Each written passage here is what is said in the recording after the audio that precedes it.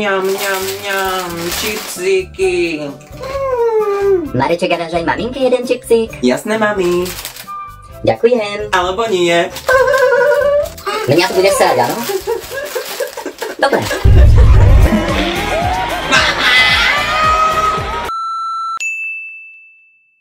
Táto mama ma poslala, že aby som ti ukázal vysvedčenie. Áno, Mareček, a čo? Budem aj ja spokojný? Ja si myslím, že ty budeš vlastne celkom spokojný. Myslíš? Áno, lebo vieš, ako si mi slúbil, že ak neprepadnem, tak mi dáš za odmenu 100 eur. Taká bola dohoda. Tak vieš čo? Vďaka mne ich teraz ušetríš, lebo som prepadol až z 2 predmetov. To nemyslíš vážne? Ukáž to vysvedčenie sem.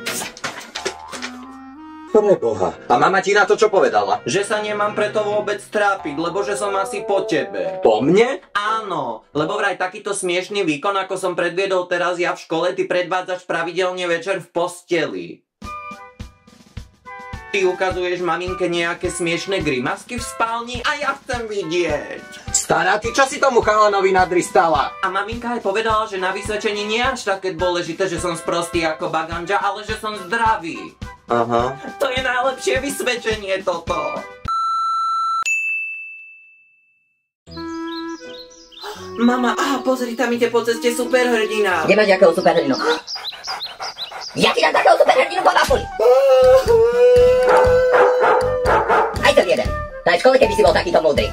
A ty, Rudo, tiež neviem, čo si radšej není doma, ale zemi. Len robíš odsudu deťom.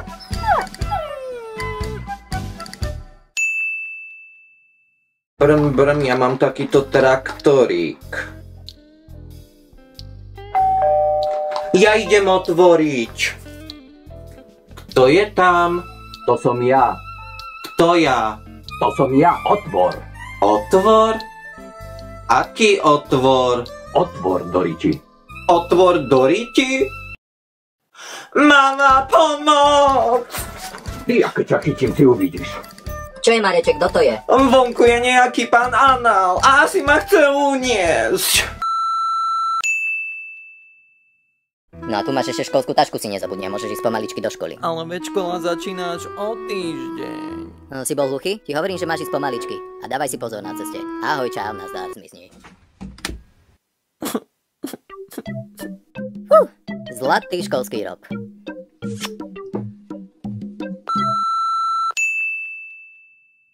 Mama, môžem ísť dneska spať k Tomáškovi? Ty nemáš doma kde spať? Ty nemáš doma posteľ, keď potrebuješ labzovať po cudzích chalupách? Mladý pán asi nemá doma posteľ, krásnu poschodovú, čo sme brali na splatky, len na to, aby na nej nikto nespal. Na čo sme to kupovali, keď tebe sa vlastne spí lepšie na holej zemi, u cudzích? Mama. Nič ti už není dobre poslednú dobu, sa mi zdá. Čože nemáš doma čo jesť? Piť? Nedávame ti snáď dostatok lásky, keď potrebuješ ísť nocovať ku cudzím? Čože sme milé, nejaký pestúni či čo? Mama, chcem tam ísť prvýkrát. To isto zas ten Tomáš Slávny vymyslel toto. To teta Jana povedala, nech tam idem. Teta Jana si potrebuje doma aj čo si porobiť, hádam, keď má dovolenku. A nie s vami si nervy žrať. Môžem ísť, teta? Chod sa otca opýtať. Tato, môžem Mami ísť? sa opýtaj. Janino, ahoj. Ten nás zas čo si vymýšľa, že by mal ísť ku vám spať, či čo, vieš čo. Furt len špekuluje, ja už by ho zadavila niekedy. Ty si im dovolila, Ježiš, ty robíš starosti. Čo ti treba, ďalší hladný krk domov, či ako? Dobre moja, papa. Ja nejdem už nikam, taká ostuda. Zrazu nikam nechceš ísť. Tak keď špekuluješ, tak si poď doma. Seriously?